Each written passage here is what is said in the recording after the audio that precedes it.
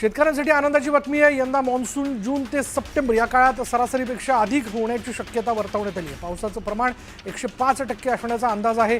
हवामान विभागाने मे 2025च्या शेवटच्या आठवड्यात मान्सून संबंधित अद्ययावत अंदाज येणार आहे।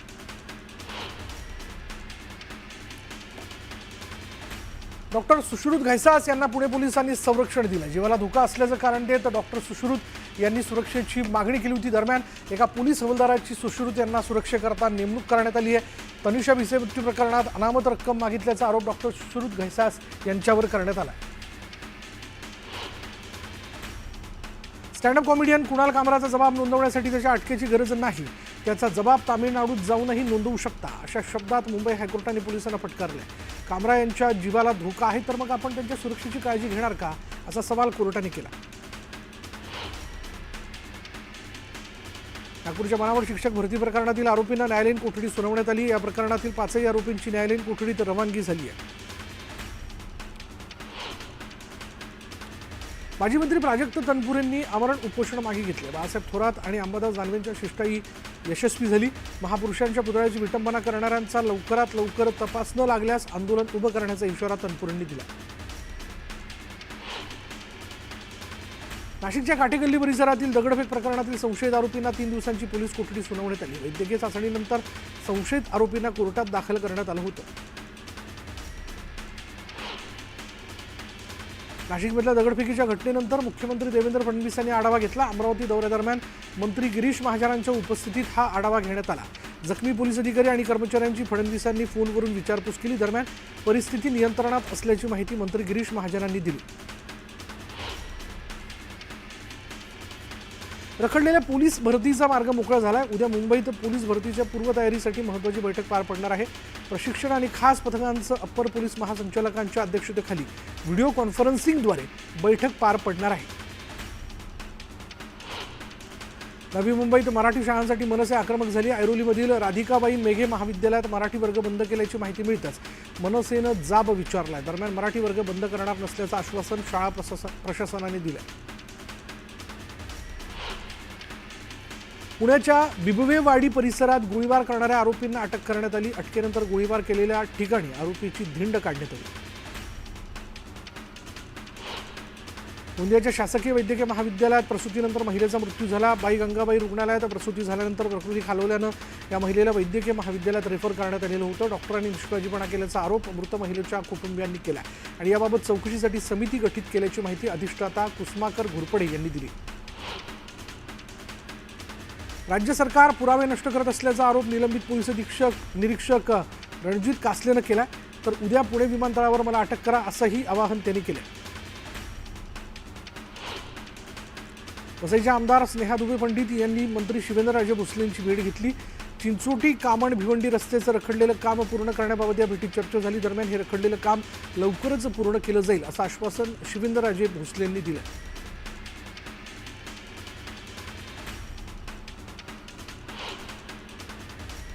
आता एक ब्रेकिंग न्यूज। नामदेव ढसाळ यांचे विचार हे पंडित दीनदयाळ उपाध्याय यांच्या अंत्योदयाच्या विचारांशी जुळणारे होते असे उद्गार महाराष्ट्राचे सांस्कृतिक मंत्री आशिष शेलार यांनी काही दिवसांपूर्वी एका कार्यक्रमात काढले होते आणि यावरून नवा वाद होण्याची शक्यता आहे। कारण नामदेव ढसाळ यांचे बंधू बाबासाहेब ढसाळ यांनी त्यावर आक्षेप नोंदवला।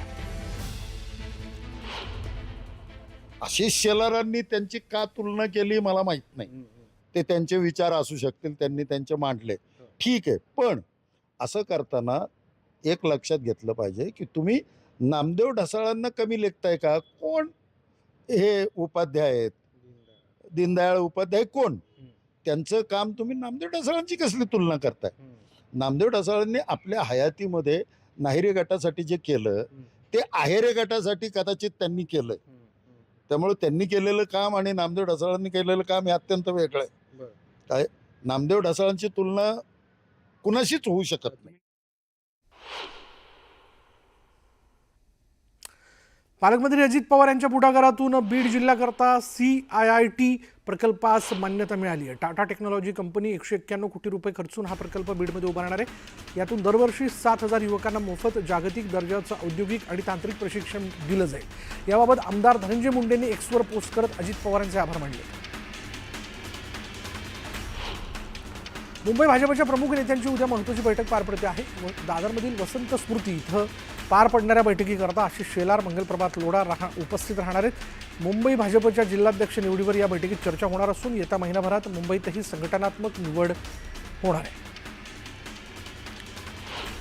पंडित पाटील यांच्या भाजप प्रवेशानंतर जयंत पाटलांनी संताप व्यक्त केलेला त्यांचा संताप अनावर झाला आणि ज्यांना मोठं केलं ते खोटे निघाले अशी टीका त्यांनी केली. उघड विरोधक चांगला परंतु घरातला छुपा विरोधक चांगला नसतो असं पाटील म्हणाले.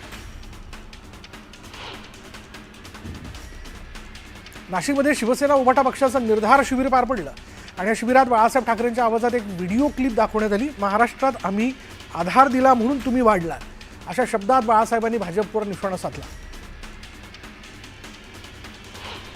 बाळासाहेब ठाकरेंच्या AI भाषणावरनं भाजप प्रदेश अध्यक्ष चंद्रशेखर बावनकुळे यांनी टीका केली. आपला आवाज कुणी ऐकत नाही म्हणून आपले विचार बाळासाहेब ठाकरे यांच्या आवाजात ऐकवण्याचा पुरकटपणा उभाटाने केला. बाळासाहेबांचे विचार बुडवले, आता त्यांच्या आवाजाचा गैरवापर करू नका अशा शब्दात बावनकुळेंनी उभाटावर निशाणा साधला. महाराष्ट्राची दिशा आपण ठरवणार, गद्दार दिशा ठरवू शकत नाही तसा हल्लाबोल उद्धव ठाकरेंनी केला आणि हा महाराष्ट्र कुणाची मस्ती खपवून घेणार नाहीये असं ठाकरे म्हणाले. नाशिकच्या मेळाव्यात उद्धव ठाकरेंनी सरकारला धारेवर धरलं, आज मुंबई लुटली जाते, सर्व गुजरातला नेलं जाते अशी टीका उद्धव ठाकरेंनी केली. परवाने खचून जाणारे आम्ही नाही, कोणाला वाटत असेल आम्ही खचलो पण यापेक्षा वाईट काळ आम्ही पाहिला, छावासारखा संघर्ष आमच्या पाठीशी आला असं प्रतिपादन राऊतांनी केलं. शिबिरात अडथळे आणल्याचा आरोप राऊतांनी सत्ताधाऱ्यांवर केला. EVM हॅक करून निकाल बदलले जाऊ शकतात, अमेरिकन गुप्तचर विभागाचे अधिकारी तुलसी गबार्ड यांच्या वक्तव्याचा दाखला देत संजय राऊतांनी भाजपवर निशाणा साधला. नाशिक मेळाव्यात उद्धव ठाकरेंनी राष्ट्रीय स्वयंसेवक संघासह भाजपवर निशाणा साधला. राष्ट्रीय स्वयंसेवक संघाने दलित सरसंघचालक करून दाखवावा असं आवाहन ठाकरेंनी केलेलं आहे. तर भाजपचं बुरसटलेलं हिंदुत्व मला मान्य नाही असं ठाकरे म्हणाले. राज्याचे उपमुख्यमंत्री एकनाथ शिंदे दरेगावात दाखल झाले. पुढील 3 दिवस ते दरेगावमध्ये मुक्कामी असणार आहेत आणि या 3 दिवसात ते कुटुंबासोबत वेळ घालवत कौटुंबिक कार्यक्रमात सहभागी होणार आहेत. जे गावाला गेलेत ते आजही टीव्ही समोर बसून आमचा निर्धार मेळावा पाहतात अशा शब्दात राऊतांनी पुन्हा एकदा उपमुख्यमंत्री एकनाथ शिंदेंना डिवचलं. आजही अमावस्या पौर्णिमा आली की आम्हाला भीती वाटते असा मिश्किल टोला राऊतांनी लगावला. ज्यावेळेला आनंद दिघे होते त्यावेळेला संजय राऊत बाळासाहेब ठाकरे आणि शिवसेनेच्या विरोधात लिहायचे अशी टीका शंभूराज देसाईंनी केली आणि त्यामुळे राऊतांनी आम्हाला शहाणपणा शिकवण्याची आवश्यकता नाहीये असं देसाई म्हणाले. आमचं हिंदुत्व प्रबोधनकार ठाकरेंचं हिंदुत्व आहे, शिवसेनेला हिंदुत्व शिकवण्याची गरज नाही असं म्हणत अंबादास दानवेंनी सत्ताधाऱ्यांवर निशाणा साधला. राष्ट्रवादी शरदचंद्र पवार पक्षाचे नेते अनिल नवगणे यांनी शिवसेनेत प्रवेश केला. उपमुख्यमंत्री एकनाथ शिंदेंच्या उपस्थितीत मुक्तागिरी बंगल्यावर हा पक्षप्रवेश पार पडला. जोरदार शक्तीप्रदर्शन करत अनिल नवगणे यांनी शेकडो कार्यकर्त्यांसह शिवसेनेत प्रवेश केला. नवी मुंबईत 22 तारखेला शिवसेनेचा निर्धार मेळावा होणार आहे. मेळाव्याला उपमुख्यमंत्री एकनाथ शिंदे उपस्थित राहतील आणि यावेळी महाविकास आघाडीचे 12 नगरसेवक शिवसेनेत प्रवेश करणार आहेत. अहिल्यानगरच्या कर्जतमध्ये नगराध्यक्षांविरोधात 17 पैकी 13 नगरसेवकांनी अविश्वास ठराव दाखल केला. त्यामुळे उषा राऊत यांचं नगराध्यक्षपद धोक्यात आलेलं आहे. शरद पवारांच्या राष्ट्रवादीला मोठा धक्का बसणार आहे.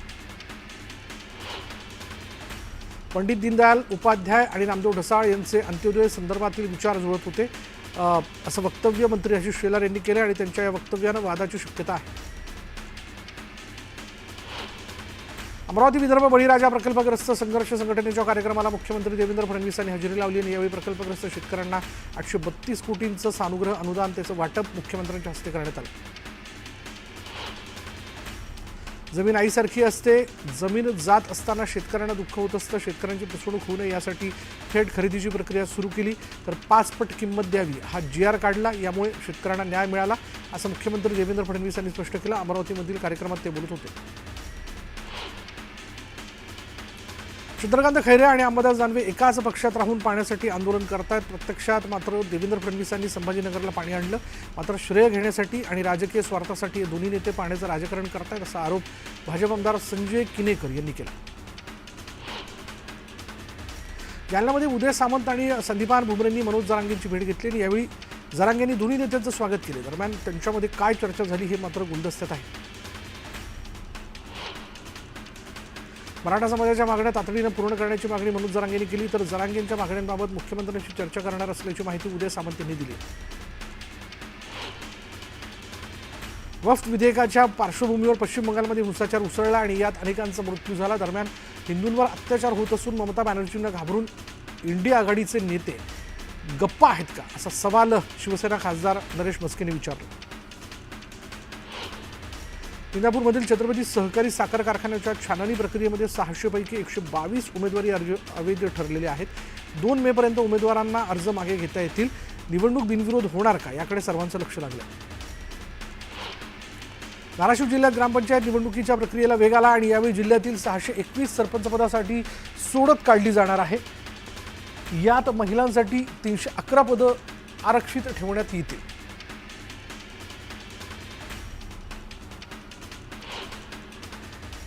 आता पाहूयात पुणे आणि छत्रपती संभाजीनगरमध्ये एमपीएससीच्या विद्यार्थ्यांनी आंदोलनाचा पवित्रा घेतलाय. विविध पदांसाठीच्या परीक्षा एकाच दिवशी जाहीर करण्याचा मुद्दा असो की पोलीस उपनिरीक्षक पदासाठी जागा वाढवण्याचा मुद्दा, एमपीएससी विद्यार्थ्यांनी पुन्हा एल्गार पुकारलाय.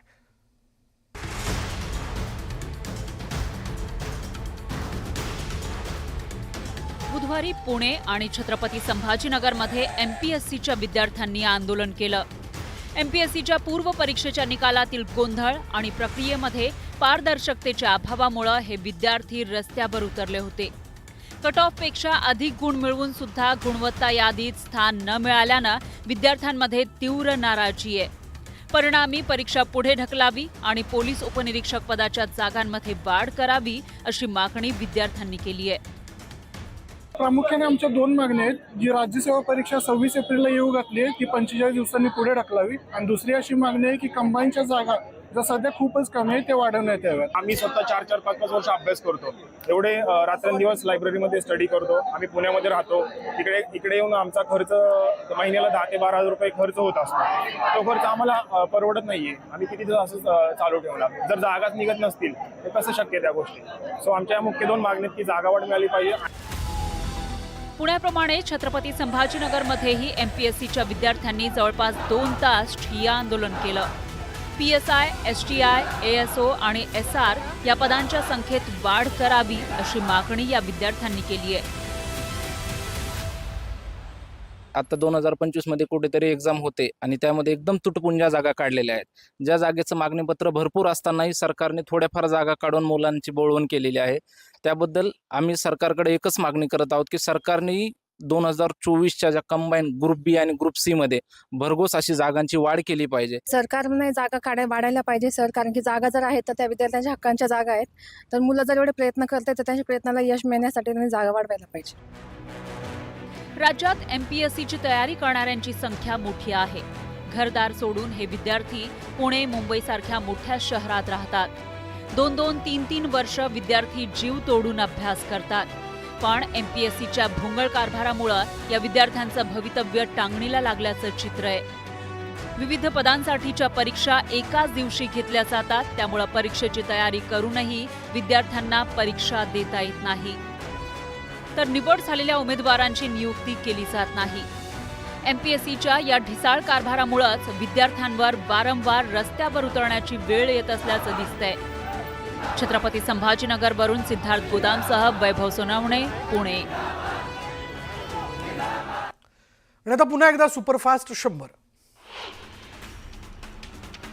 पुण्यात रिक्षा चालकांसाठी नवा नियम लागू करण्यात आला आहे. पुणे शहरात सेवा देणाऱ्या सर्व रिक्षा चालकांना पांढरा शर्ट आणि खाकी पॅन्ट असा युनिफॉर्म अनिवार्य करण्यात आला असून ओळखपत्र घालणंही बंधनकारक करण्यात आले. नियम तोडणाऱ्या रिक्षा चालकांवर कठोर कारवाई करण्यात येणार आहे. मुंबई मेट्रो 2B ट्रायल रनला सुरुवात झाली. मुंबईच्या पश्चिम उपनगरापासून ते थेट पूर्व उपनगरासह हार्बर लाईनला जोडणारी ही ट्रेन आहे आणि याचा पहिला टप्पा डायमंड गार्डन ते मंडालेपर्यंतच्या ट्रायल रनला सुरुवात झाली असून डिसेंबरपर्यंत ही ट्रेन प्रवाशांसाठी खुली होण्याची शक्यता आहे. पुण्याच्या खडकी भागात पुन्हा मेफेड्रोनचा साठा सापडला. पुणे पोलिसांच्या अंमली पदार्थ विरोधी कारवाई करत 10,60,000 अंमली पदार्थांचा साठा पथकाने जप्त केला. मुंबईच्या अंधेरीतील हॉटेल इम्पिरियल पॅलेसमध्ये ईडीने छापा टाकला. महादेव बेटिंग ॲप प्रकरणात 2,300 कोटींच्या घोटाळ्यावरून ही छापेमारी करण्यात आली. उरणमधील इंडियन वेचर प्रकल्पात स्फोट झाला. ज्वलनशील पदार्थ ज्या ठिकाणी साठवले जातात त्या ठिकाणी अचानक स्फोट झाला आणि या दुर्घटनेत एक जण होरपळल्याची माहिती. घाटकोपरमधील पाणी प्रश्नावर शिवसेना उभाटानं महापालिकेच्या एन विभागावर हंडा मोर्चा काढला आणि या मोर्चात महिलांची संख्या सर्वात मोठी होती आणि यावेळी कार्यालयासमोर जोरदार घोषणाबाजी करण्यात आली. तर पाणी प्रश्न सुटला नाही तर उग्र आंदोलनाचा इशारा शिवसेना उभाटाच्या नेत्यांनी दिला. भिवंडीमध्ये 4.5 वर्षांनंतर हत्येच्या आरोपीला अटक करण्यात आली. दरम्यान पोलिसांनी दुकानात गाडून ठेवलेल्या मृतदेहाचे अवशेषही ताब्यात घेतले. गुलाम रब्बानी असं अटक केलेल्या आरोपीचं नाव आहे. नवी मुंबईतील प्रसिद्ध द्वारका स्वीट्सचे मालक प्रकाश सिरवी यांच्या विरोधात वाशी पोलीस ठाण्यामध्ये गुन्हा दाखल करण्यात आला. चॅट कॉर्नरवर काम करणाऱ्या 2 कामगारांना जबर मारहाण केल्याप्रकरणी हा गुन्हा दाखल करण्यात आला. मुंबईत 10 वर्षीय तरुणीवर अत्याचार करणाऱ्या नराधमाला फाशी देण्याची मागणी करण्यात आली. दरम्यान फाशीच्या मागणीसाठी महिलांनी आक्रमक पवित्रा घेतला आहे. पुण्याच्या कोंढवा परिसरात टोळक्यानं वाहनाची तोडफोड केली. यात वाहनांचं मोठं नुकसान झालं. तोडफोडीची संपूर्ण घटना सीसीटीव्ही कॅमेऱ्यात कैद झाली आहे. उल्हासनगरमध्ये एका इमारतीचा स्लॅब कोसळल्याची घटना घडली. यात एक जण जखमी झाला. सुदैवानं यात कोणतीही जीवितहानी झालेली नाही. धाराशिवच्या कोठाळवाडी इथं शेतरस्ता खुला न झाल्यानं शेतकऱ्यांनी उपोषण पुकारलं. यावेळी शेतात जाण्यासाठी तातडीनं रस्ता उपलब्ध करून देण्याची मागणी जिल्हाधिकाऱ्यांकडे करण्यात आली आहे.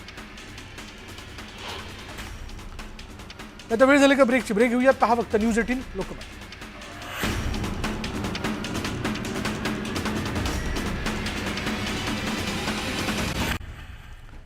आता ब्रेकनंतर एक ब्रेकिंग न्यूज अशी आहे त्यावरती आपण एक नजर टाकूयात. बीड जिल्हा कारागृहाचे तुरुंगाधिकारी पुन्हा बदलण्यात आलेत. संतोष देशमुख हत्या प्रकरणातील आरोपी या कारागृहात आहेत. तर काही दिवसांपूर्वी या कारागृहात कैद्यांमध्ये मोठा राडा झाला होता आणि त्यामुळे जिल्हा कारागृहात नव्यानं 2 तुरुंग अधिकाऱ्यांची नेमणूक करण्यात आली होती. मात्र 8 दिवसांपूर्वी कारागृह अधीक्षक पदाचा पदभार घेतलेल्या धनसिंग कवाळे यांची पुन्हा पैठण इथं बदली करण्यात आली आहे. तर कारागृह अधीक्षक पदाचा पदभार एवढ्या लवकर का बदलला याच कारागृहात वाल्मिक कराड, सुदर्शन घुले आहेत आणि त्यामुळे तर ही बदली नाही ना अशी चर्चा सुरू आहे. आणि आता सुपरफास्ट 100. संकष्टी चतुर्थीच्या निमित्ताने पुणे जिल्ह्यातल्या ओझर विघ्नहर्ता मंदिरात भाविकांनी मोठी गर्दी केली होती. कुकडी नदीमध्ये गंगा आरती झाल्यानंतर दर्शनासाठी भाविकांनी गर्दी केली. बुलढाणा जिल्ह्यात पोलिसांकडून मॉकड्रिल करण्यात आला. कायदा आणि सुव्यवस्थेचा प्रश्न निर्माण झाल्यास काय खबरदारी घ्यायची याची रंगीत तालीम घेण्यात आली. जळगावच्या रावेरमध्ये जागतिक केळी दिन साजरा करण्यात आलेला आहे. यावेळी केळी उत्पादक शेतकऱ्यांनी केळीपासून बनवलेल्या ज्यूसचं वाटप करण्यात आलं. दरम्यान मोठ्या संख्येनं शेतकऱ्यांनी हजेरी लावली. पंढरपूरचं विठ्ठल रुक्मिणी मंदिर कोट्यवधी भाविकांचं आराध्य दैवत आहे. भाविकांकडून विठ्ठल रुक्मिणी चरणी सुंदर आकर्षक वस्त्र अर्पण केली जातात आणि या वस्त्रांच्या विक्रीतून लाखो रुपयांचं उत्पन्न मिळतं. सोन्याच्या दरात एका दिवसात 1,300 रुपयांनी वाढ झालेली आणि त्यामुळे सोन्याचे दर प्रति तोळा 97,500 रुपयांवर पोहोचले. पुढे एक ब्रेकिंग न्यूज अशी की नामदेव ढसाळ यांचे विचार हे पंडित दीनदयाळ उपाध्याय यांच्या अंत्योदयाच्या विचारांशी जुळणारे होते असे उद्गार महाराष्ट्राचे सांस्कृतिक मंत्री आशिष शेलार यांनी काही दिवसांपूर्वी एका कार्यक्रमात काढलेले होते आणि यावरून नवा वाद होण्याची शक्यता आहे. कारण नामदेव ढसाळ यांचे बंधू बाबासाहेब ढसाळ यांनी त्यावर आक्षेप नोंदवला. आशिष शेलारांनी त्यांची का तुलना केली मला माहित नाही. ते त्यांचे विचार असू शकतील, त्यांनी त्यांचे मांडले, ठीक आहे. पण असं करताना एक लक्षात घेतलं पाहिजे की तुम्ही नामदेव ढसाळांना कमी लेखताय का? कोण हे उपाध्याय आहेत? दीनदयाळ उपाध्याय कोण? त्यांचं काम तुम्ही नामदेव ढसाळांची कसली तुलना करताय? नामदेव ढसाळांनी आपल्या हयातीमध्ये नाहिरे गटासाठी जे केलं ते आहेरे गटासाठी कदाचित त्यांनी केलं. त्यामुळे त्यांनी केलेलं काम आणि नामदेव ढसाळांनी केलेलं काम हे अत्यंत वेगळं आहे. काय नामदेव ढसाळांची तुलना कुणाशीच होऊ शकत नाही. आता वेळ झाली का ब्रेकची. ब्रेक घेऊयात. पहा फक्त न्यूज 18 लोकमत.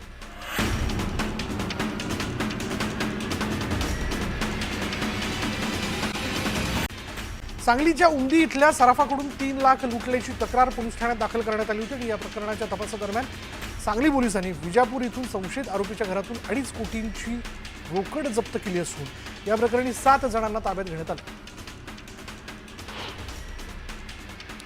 गोंदिया शहरातील जयस्तंभ चौक परिसरातील एका सिमेंट व्यापाऱ्याने अवमान केल्याचा आरोप करत तरुणांनी व्यापाऱ्याला बेदम मारहाण केली. यानंतर परिसरात तणावाचं वातावरण निर्माण झालं. दरम्यान संबंधित तरुणाला पोलिसांनी ताब्यात घेतलं. मुंबई पुणे मंकी हिल लोहमार्ग दरम्यान एका गुलाबी रंगाच्या सुटकेसमध्ये अज्ञात महिलेचा मृतदेह आढळून आला. दरम्यान महिलेची ओळख अद्याप पटलेली नाही.